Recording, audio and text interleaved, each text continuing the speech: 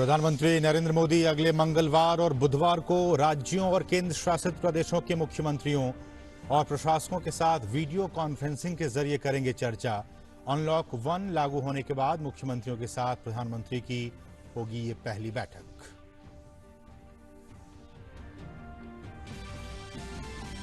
राष्ट्रीय राजधानी दिल्ली में कोरोना मामलों को लेकर बदहाल स्थिति को लेकर उपराज्यपाल अनिल बैजल ने एक उच्च स्तरीय विशेषज्ञ सलाहकार समिति का किया गठन।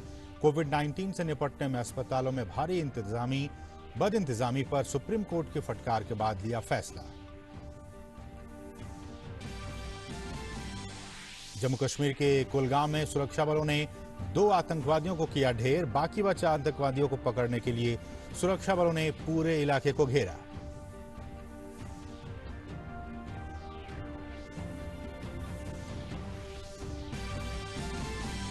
सेना अध्यक्ष जनरल नरवणे ने ली देहरादून में आयोजित भारतीय सैन्य अकादमी की पासिंग आउट परेड की सलामी। 333 कैडेट्स बने भारतीय सेना के अधिकारी।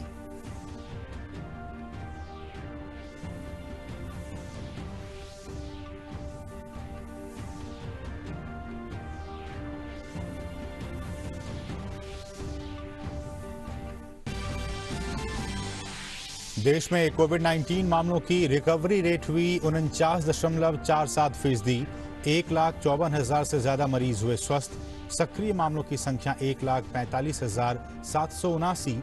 विश्व भर में कोरोना वायरस से 76 लाख से ज्यादा लोग संक्रमित। मरने वालों के आंकड़ों की फहरिस्त में ब्राजील अमेरिका के बाद दूसरे नंबर पर पहुंचा। नमस्कार, डीडी न्यूज में आप सभी का स्वागत है। मैं हूं असीम मिश्रा। प्रधानमंत्री नरेंद्र मोदी 16 और 17 जून को राज्यों के मुख्यमंत्रियों और केंद्र शासित प्रदेशों के प्रशासकों के साथ एक महत्वपूर्ण बैठक करेंगे। अनलॉक 1 के दौरान ये पहली बार होगा जब पीएम मोदी राज्यों के मुख्यमंत्रियों से संवाद करेंगे। इससे पहले लॉकडाउन के दौरान प्रधानमंत्री 5 बार मुख्यमंत्रियों के साथ संवाद कर चुके हैं। इस संवाद के दौरान पीएम ने न सिर्फ राज्यों का हौसला बढ़ाया बल्कि उन्हें चुनौतियों से निपटने के लिए भी तैयार किया। अनलॉक 1 में धीरे धीरे जनजीवन और अर्थव्यवस्था पटरी पर लौट रही है। ऐसे में भविष्य की रणनीति के लिए इस संवाद को काफी अहम माना जा रहा है।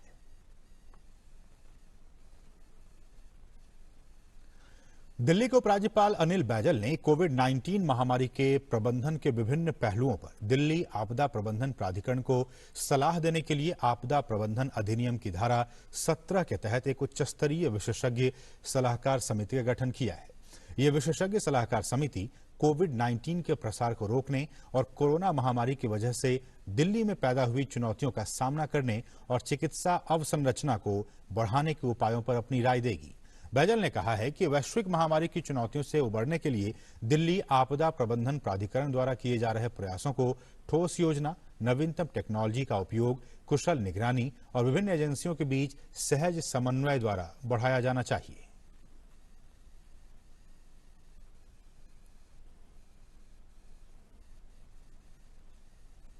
इस बीच राजधानी दिल्ली में कोरोना मामलों के तेजी से बढ़ते मामलों के बीच सुप्रीम कोर्ट ने दिल्ली सरकार को कड़ी फटकार लगाई है। अदालत ने दिल्ली के हालात पर टिप्पणी करते हुए कहा है कि दिल्ली में गृह मंत्रालय की गाइडलाइन का पालन नहीं हो रहा है। अस्पताल कोविड मृतकों के शवों को सम्मानजनक स्थिति में नहीं रख रहे हैं। कई मामलों में मृतक के परिवार को सूचना तक नहीं दी गई और कुछ मामलों में परिजन मृतक का ठीक तरीके से अंतिम संस्कार तक नहीं कर पाए।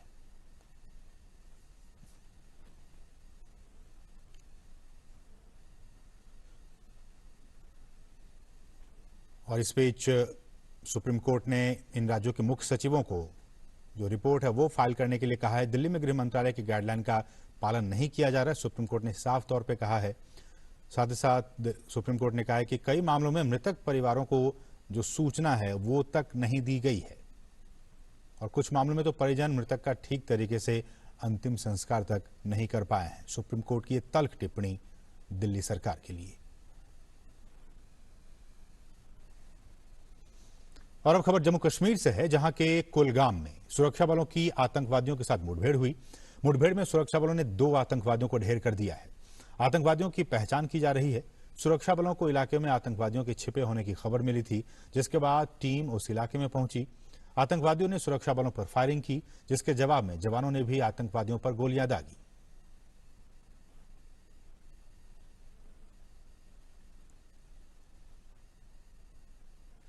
केंद्रीय गृह मंत्रालय ने कोरोना संकट के मद्देनजर लगाई गई वीजा और यात्रा पाबंदियों में ढील देते हुए विदेशों में फंसे कुछ और श्रेणियों के ओसीआई कार्ड धारकों के साथ कई वर्गों में विदेशी नागरिकों को भारत आने की अनुमति दे दी है। विदेशों में फंसे जिन ओसीआई कार्ड धारकों को भारत आने की अनुमति दी गई है, उनमें ऐसे छोटे बच्चे जो ओसीआई कार्ड धारक हैं और जिनके माता पिता भारतीय नागरिक हैं, ऐसे ओसीआई कार्ड धारक जो परिवार में मृत्यु जैसी आपात स्थितियों के कारण भारत आना चाहते हैं, ऐसे जोड़े जिनमें से एक यानी पति या पत्नी ओसीआई कार्ड धारक हैं और दूसरा भारतीय नागरिक है।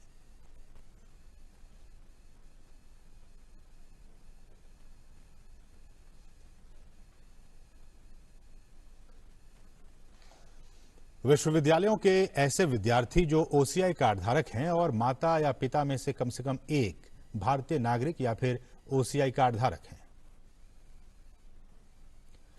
और गृह मंत्रालय ने कुछ और विदेशी नागरिकों को भी भारत आने की अनुमति दे दी है, जिनमें शामिल हैं ऐसे छोटे बच्चे जिनके माता पिता में से एक या तो भारतीय नागरिक या फिर ओसीआई कार्ड धारक हों, या भारतीय से विवाहित विदेशी नागरिक, ऐसे सिंगल पेरेंट जिनके छोटे बच्चे या तो भारतीय नागरिक या फिर ओसीआई कार्ड धारक हों, ऐसे विद्यार्थी जिनके माता पिता में से एक या तो भारतीय नागरिक या फिर ओसीआई कार्ड धारक हों, विभिन्न देशों के दूतावासों और अंतर्राष्ट्रीय संगठनों में काम करने वाले लोगों के आश्रित परिवार भी हैं। और देश में कोरोना की जंग जारी है। कोविड संक्रमितों की संख्या भले ही बढ़ रही हो, लेकिन कोरोना को हराकर ठीक होने वाले मरीजों की संख्या भी लगातार इसमें बढ़ोतरी हो रही है। कोरोना मरीजों के ठीक होने की दर 49.47% पहुंच गई है। स्वास्थ्य मंत्रालय के मुताबिक कुल 1,54,329 लोग स्वस्थ होकर घर जा चुके हैं। वहीं संक्रमितों की संख्या 1,45,779 हो गई है। कोरोना के कारण 8,884 लोगों की मौत भी हुई है। और लॉकडाउन के बाद राजधानी दिल्ली में सभी क्षेत्रों को खोल दिया गया है ताकि दिल्ली की अर्थव्यवस्था को पटरी पर लाया जा सके। मोदी सरकार पूरी कोशिश कर रही है कि जो काम धंधे लॉकडाउन में बंद हो गए थे वो पहले की तरह ही चल सके। दिल्ली में कोरोना संकट के बीच अर्थव्यवस्था पटरी पर लाने की कोशिशें शुरू हो गई हैं। करीब 2 महीने के लॉकडाउन के बाद दिल्ली में सैलून भी ओपन हो गए हैं। क्लाइंट की सुरक्षा के साथ खुद सैलून वाले भी सुरक्षा निर्देशों का पूरी तरह से पालन कर रहे हैं। तो ऐसे में हमें इस कोरोना के साथ ही आगे बढ़ना है, सारी चीज़ें भी करनी है, लेकिन हाँ खास ख्याल रखना है कि हर वक्त हर जगह हम जो हमें इंस्ट्रक्शंस दी गई हैं उनका या रूल्स का तोड़े ना, उनको फॉलो करें। तो इसके लिए सबसे पहले जब क्लाइंट हमारे यहाँ एंट्री करते हैं तो हम सैनिटाइज कराते हैं उनको। सैनिटाइजेशन के बाद हम उनका टेम्परेचर चेक करते हैं और टेम्परेचर अगर ओके है तो हम उन्हें सर्विस के लिए यहाँ बोल देते हैं। इसके बाद जब हेयर स्टाइलिस्ट की बात आती है, वो उनका काम करता है या कोई ब्यूटिशियन काम करती है, तो उसमें भी वो खास ख्याल रखते हैं कि मास्क कवर किया जाए, मास्क के साथ साथ सोशल डिस्टेंसिंग फॉलो हो। ज्यादातर डिस्पोजेबल सामान का प्रयोग किया जा रहा है। समय समय पर पूरे सैलून को सैनिटाइज भी किया जा रहा है। एक बार में सिर्फ 5 लोगों के आने की अनुमति दी जा रही है ताकि सोशल डिस्टेंस का पालन किया जा सके। धीरे धीरे देश के सभी सेक्टरों को पटरी पर लाया जा रहा है ताकि कोरोना संकट में जान के साथ साथ जहान की भी सुरक्षा हो सके। Bureau report, DD news. और कोरोना वायरस महामारी से लगातार देश में जंग जारी है। इस वायरस की अभी तक कोई वैक्सीन या फिर कारगर दवा उपलब्ध नहीं होने के कारण ये त्रासदी और भी गंभीर नजर आ रही है। इस वायरस को लेकर पूरी दुनिया सहित भारत में भी इस पर शोध जारी है। इस बीच भारतीय प्रौद्योगिकी संस्थान गांधीनगर ने 51 प्रमुख विश्वविद्यालयों और अनुसंधान संस्थानों के एक वैश्विक संघ के साथ मिलकर देश का पहला ऐसा शोध किया है जिसमें सीवेज के पानी में भी वायरस की उपस्थिति है या नहीं और इसकी क्षमता का पता लगाया गया है। और साथ ही ये शोध हॉटस्पॉट एरिया में कोरोना की स्थिति को बताने में भी मददगार रहा है। इस शोध से ये भी जानकारी निकलकर सामने आई है कि गंदे पानी के सैंपल से जिंदा कोरोना वायरस को तो नहीं पकड़ा जा सकता, हालांकि आरएनए की पहचान हो सकती है। जीन सीक्वेंसिंग से पता लगाया जा सकता है कि कोरोना के जेनेटिक मटेरियल पानी में कितना हद तक मौजूद है।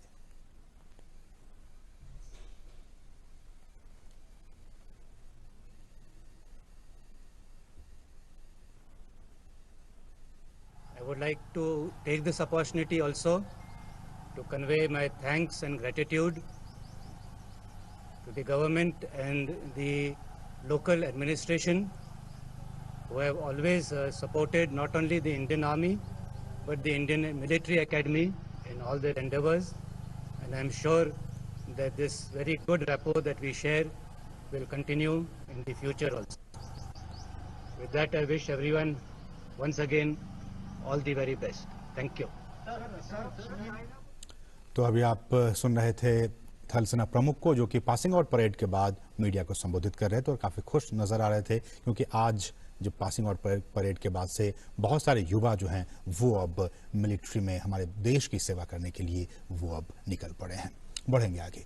प्रधानमंत्री नरेंद्र मोदी के आपदा को अवसर में बदलने के आह्वान के बाद बिहार में ऐसे कई उद्योगों को बढ़ावा मिला है जिनमें कम लागत पर अधिक लोगों को रोजगार मिलता है और आत्मनिर्भरता को भी बढ़ावा मिलता है। ऐसा ही एक लघु उद्योग है ऐश ब्रिक, जो बिहार में तेजी से लोकप्रिय हो रहा है। बड़ी संख्या में बेरोजगार होकर दूसरे स्थानों से लौटे बिहार वासियों के लिए ये एक अवसर के रूप में उभरा है। देखिए हमारी ये खास रिपोर्ट।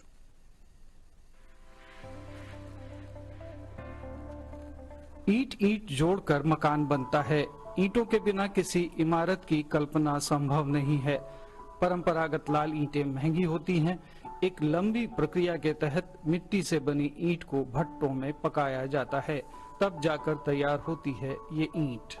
तकनीक के नए प्रयोग और पर्यावरण के प्रति बढ़ती चिंता ने निर्माण के क्षेत्र में क्रांतिकारी परिवर्तन किए हैं। परंपरागत ईंटों के स्थान पर इन दिनों बिहार में ऐश ब्रिक काफी तेजी से लोकप्रिय हो रहा है। ये सस्ता है, मजबूत है और सबसे बड़ी बात, प्रदेश वापस लौटे मजदूरों के लिए रोजगार के एक बड़े साधन के रूप में उभरा है। थर्मल पावर प्लांट्स से निकली राख से बने ऐश ब्रिक की कीमत परंपरागत लाल ईंट से 20 से 30% तक कम होती है। बनाने में श्रम कम लगता है और मजबूती अधिक होती है। ये पूरी तरह से इको फ्रेंडली भी है और ना ही तो इससे मतलब कोई कोयले की जरूरत है, ना ये किसी तरह का कोई मतलब इसमें जलाने का जरूरत नहीं है।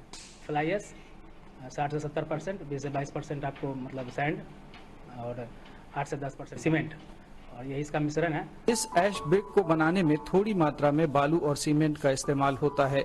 इसे भट्टे में पकाया भी नहीं जाता, बल्कि मशीन से कंप्रेस करके इसका निर्माण किया जाता है। इस तरह पावर प्लांट से निकले फ्लाई ऐश की खपत भी हो जाती है। ऐश ब्रिक से निर्मित दीवारें जहां दिनों दिन मजबूत होती जाती हैं, वहीं कमरे के तापमान को भी ऐश ब्रिक से बनी दीवारें नियंत्रित रखती हैं। 3 महीने का ट्रेनिंग था और हमारा जो इंजीनियर है वही हमको सिखाए थे, और यहाँ पे हम करीब 3 साल से काम करते हैं। हमको बहुत अच्छा लगता है ये काम। बिहार में इन दिनों बाहर से आए श्रमिकों की स्किल मैपिंग करके इसका डेटा सूक्ष्म, लघु और मध्यम इकाइयों को दिया जा रहा है। ऐश ब्रिक की बढ़ती मांग के कारण इस उद्योग में प्रवासी मजदूरों को काम मिलने में आसानी होगी। इस बात की संभावना से इनकार नहीं किया जा सकता। वैशाली से रतन कुमार की रिपोर्ट, दूरदर्शन समाचार, पटना। प्रधानमंत्री नरेंद्र मोदी के स्वदेशी चीजों को अपनाने के आह्वान के बाद लोग तो इसके लिए काम कर ही रहे हैं। इसमें खादी और ग्रामोद्योग आयोग भी बड़ी तेजी से काम कर रहा है, चाहे खादी के मास्क और गमछा बनाकर या फिर खाने पीने की चीजें तैयार करके। एमएसएमई मंत्रालय के खादी और ग्रामोद्योग आयोग की देश भर में यूनिट है। ऐसी एक यूनिट है प्रधानमंत्री के संसदीय क्षेत्र सेवापुरी में। सेवापुरी महात्मा गांधी के वाराणसी में आंदोलन शुरू करने के कारण भी जाना जाता है। खादी और ग्रामोद्योग आयोग की ये यूनिट सेवापुरी, जहां महिलाओं को सोलर चरखे पर सूत काटने से लेकर सोलर करघे से कपड़ा तैयार करने का अवसर दे रहा है, तो वहीं इन्हें रोजगार भी उपलब्ध करा रहा है। जहां इस यूनिट में महिलाएं स्वदेशी गमछा तैयार कर रही हैं, वहीं सेवापुरी के आसपास की महिलाएं घर पर ही सिलाई कर खादी के मास्क तैयार कर रही हैं और अपनी आय भी पा रही हैं। इस संस्था में हमारे बहुत सारी एक्टिविटीज़ चलती हैं, जिसमें खादी से, सोलर से उत्पादन संबंधित जो हमारे चरखे और लूम चल रहे हैं, ये यहाँ पर इसका मेजर उत्पादन हो रहा है। हमारा खादी जो विभाग है, यहाँ से जो यहाँ की जो बनी हुई उत्पाद हैं, चाहे वो कपड़े हों या ग्रामोद्योग की वस्तुएं हैं, उनको 40% तक हम लोग मिलिट्री कैंटीन में उपलब्ध कराएंगे।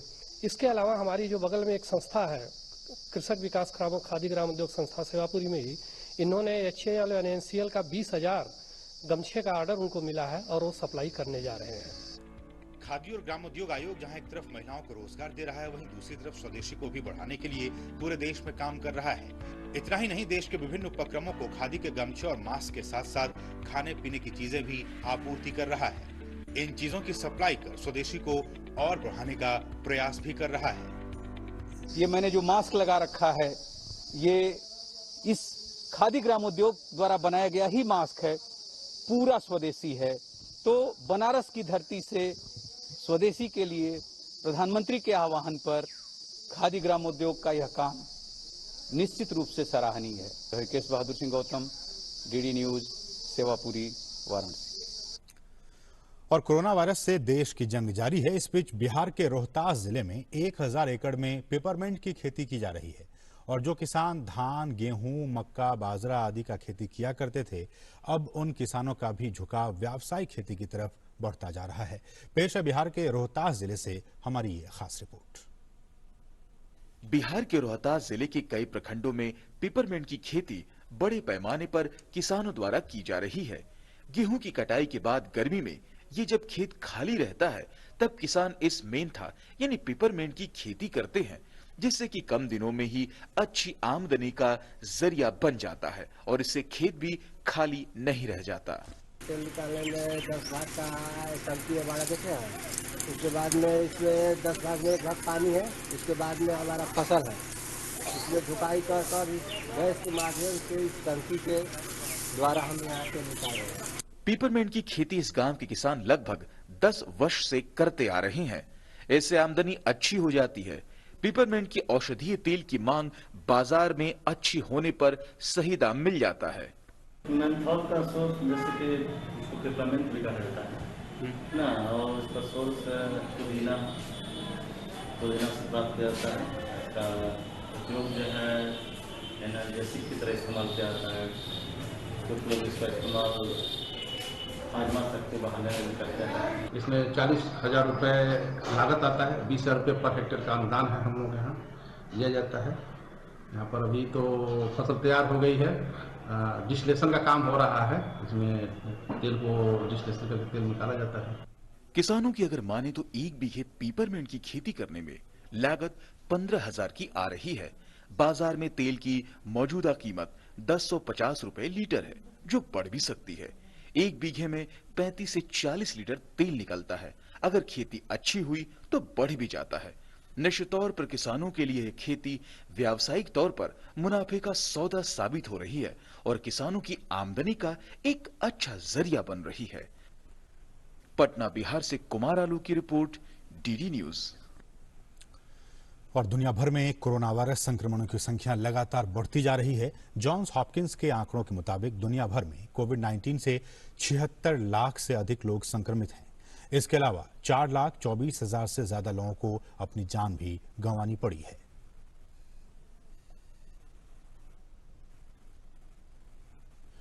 और कोरोना से सबसे अधिक प्रभावित अमेरिका हुआ है। अमेरिका में 20,44,000 से अधिक लोग इस वायरस से संक्रमित हो चुके हैं। यहां 1,14,613 लोगों की इस खतरनाक वायरस से मौत भी हो चुकी है। अमेरिका के कई राज्यों में संक्रमण के मामले तेजी से बढ़ रहे हैं और अस्पतालों में बेड तेजी से भर रहे हैं। टेक्सास और एरिजोना में तेजी से अस्पताल कोरोना मरीजों से भरते जा रहे हैं।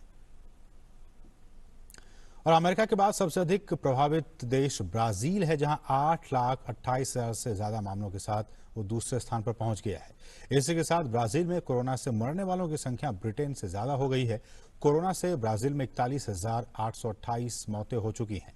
ब्राजील के स्वास्थ्य मंत्री के मुताबिक पिछले 24 घंटों में देश में 25,982 केस आए हैं। वहीं एक दिन में 909 मौतें हुई हैं। वहीं रूस में भी कोरोना से संक्रमण के मामले लगातार बढ़ते जा रहे हैं। ताजा आंकड़ों के मुताबिक रूस में कोरोना से 5,10,761 लोग संक्रमित हो गए हैं। इनमें 6,705 लोगों की मौत कोरोना से हो चुकी है। इस बीच विश्व स्वास्थ्य संगठन ने कहा है कि कोरोना वायरस टीकों को पूरी दुनिया के लिए एक सार्वजनिक वस्तु के रूप में उपलब्ध कराया जाना चाहिए, ताकि ये सुनिश्चित किया जा सके कि हर किसी के पास जीवन रक्षक उत्पादों की उचित पहुंच हो। WHO के महानिदेशक ने एक संवाददाता सम्मेलन में कहा कि किसी भी वैक्सीन को वैश्विक जनता की भलाई के रूप में प्रचारित किया जाना चाहिए और नेताओं को एक राजनीतिक प्रतिबद्धता बनानी चाहिए। हाल ही में ये चिंता जाहिर की गई थी कि संयुक्त राज्य अमेरिका सहित कुछ देश कोविड-19 से मुकाबला करने के लिए विकसित की जा रही किसी भी वैक्सीन या ड्रग की जमाखोरी कर सकते हैं, जिससे गरीब देशों को उन उपचारों तक पहुंच प्राप्त नहीं हो पाएगी। और रियो डी जेनेरियो और साओ पाउलो सहित ब्राजील के सबसे बड़े शहरों में महीनों बाद शॉपिंग मॉल्स फिर से खुल गए। फिर भी देश में प्रकोप की एक और लहर की चिंता बढ़ गई है। ब्राजील के दूसरे सबसे बड़े शहर रियो डी जेनेरियो में मॉल्स को दिन में 12 से 8 बजे के बीच 8 घंटे खोलने की अनुमति दी गई है। मॉल में प्रवेश करने से पहले दुकानदारों को अपने तापमान की जांच करवानी होगी। पहले दिन शहर के प्रमुख मॉलों के प्रवेश द्वारों पर लंबी कतारें देखी गई। व्यवसाय को महामारी विरोधी नियमों के एक सेट का पालन करना होगा। शॉपिंग मॉल के सभी रेस्टोरेंट केवल टेकआउट और कुरियर सेवाएं संचालित कर सकते हैं और सभी मनोरंजन क्षेत्रों को बंद रखा जाएगा।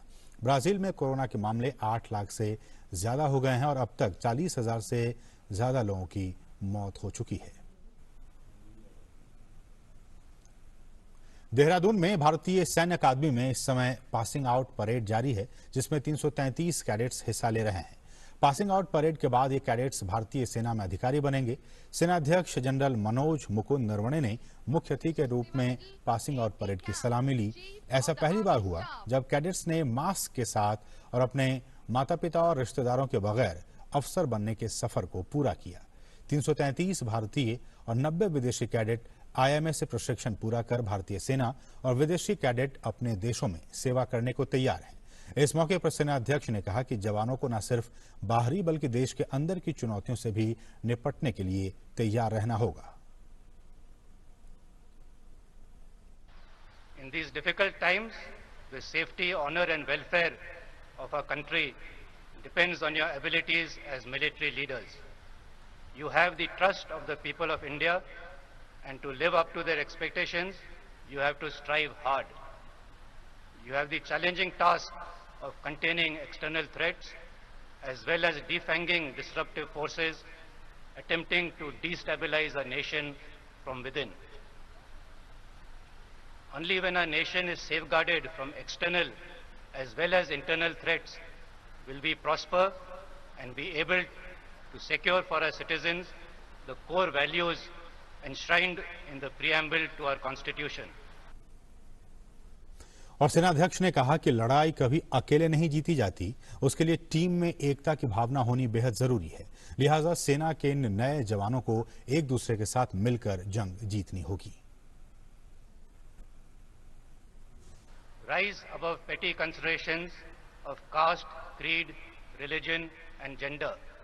The army does not discriminate. Your jawans will know your names. You not only have to know their names, but also their hopes, their dreams, and their fears. Let not the passion for your career overshadow your compassion for your men, for it is they who will follow you to battle. When the going gets tough and all seems lost, it is the spirit of your men that will give you the courage you need. No one wins on their own. Teams win battles. If you win the trust and affection of your troops, they will win battles for you. और passing out parade का ये कार्यक्रम फिलहाल अब खत्म हो गया और उसके बाद ये थल सेना प्रमुख जवानों को संबोधित कर रहे थे। बढ़ेंगे आगे और बात करेंगे योग की। कोविड महामारी के दौरान लोगों को काफी मानसिक तनाव है। इस वजह से बहुत से लोगों में अनिद्रा की समस्या पैदा हो गई है। आज के योग सूत्र में आचार्य प्रतिष्ठा बता रही हैं योग से अनिद्रा की समस्या दूर करने के कुछ अचूक उपाय। नमस्ते, मैं हूं आचार्य प्रतिष्ठा। कन्फाइनमेंट, लॉकडाउन बहुत सारे बदलाव हमारे जीवन में लेकर के आया और एक बहुत बड़ा बदलाव ये आया कि आपकी दिनचर्या अस्त व्यस्त हो गई। और दिनचर्या अस्त व्यस्त होने से न तो सोने का कोई समय फिक्स रहा और ना ही जगने का, जिसके कारण इनसोम्निया या अनिद्रा की स्थिति से बहुत सारे लोग जूझ रहे हैं। कारण कुछ भी हो, यानी समस्या कुछ भी हो, समाधान निश्चित रूप से योग में छिपा है। मैं आपको बताऊंगी ऐसी आसान सी योग की क्रियाएं जिनका नियमित अभ्यास करके आप अनिद्रा की स्थिति से बाहर आ सकते हैं, आप साउंड स्लीप ले सकते हैं, क्योंकि चैन की नींद पाने के लिए ही तो हम सारे तामझाम जीवन के करते हैं। कौन सी हैं ये आसान सी योग की क्रियाएं, आइए जानते हैं। बिस्तर के पास ही मैट बिछा करके हार्ड सरफेस पर बैठें, अपने हाथों को ज्ञान मुद्रा में ले लें और क्रॉस लेग्ड पोजीशन में बैठ करके आंखें बंद कर लें। गहरा श्वास लेना,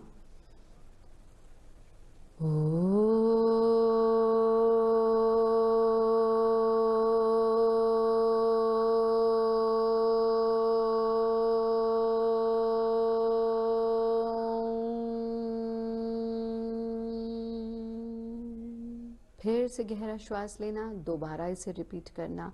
इस प्रकार से इसे 13 बार 13 टाइम्स तक आप रिपीट करेंगे और फिर धीरे से आंखें खोल देंगे। फिर आप अपने बिस्तर पर लेट जाएंगे और बिस्तर पर लेट करके करेंगे भ्रामरी प्राणायाम का अभ्यास। यूं तो लेट करके प्राणायाम करने का प्रावधान नहीं है, लेकिन खास तौर पर इंसोम्निया में हम ऐसा करेंगे। अपने कानों को बंद कर लेंगे, गहरा श्वास नाक से लेना और नाक से ही सांस छोड़ते समय भ्रमर गुंजन करना। होंठ बंद रहेंगे।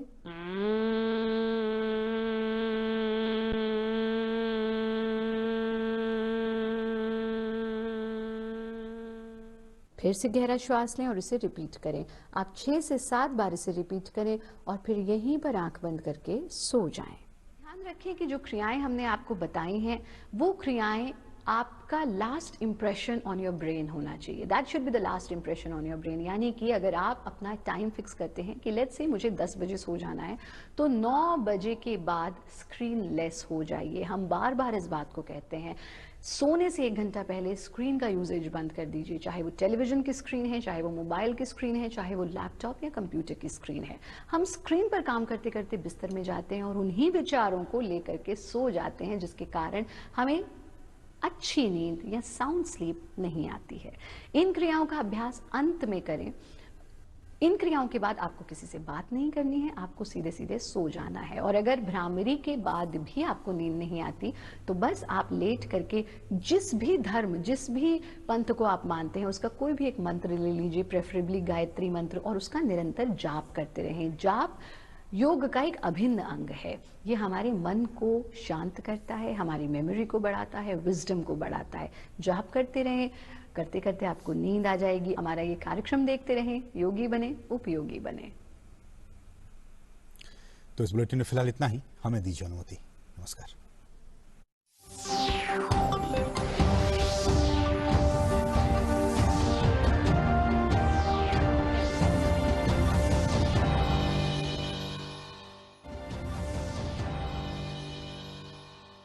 Come on boys, let's go practice. अरे रुक यार, मेरे बैंक अकाउंट में गलत एंट्री का प्रॉब्लम हो गया। अरे तो बैंक को कंप्लेन करना। बैंक को लिखे 1 महीना हो गया है, बट वो गूगली पे गूगली डाले जा रहा है। तो आरबीआई के बैंकिंग लोकपाल को इन्फॉर्म करो। रुक, मैं समझाता हूँ। जैसे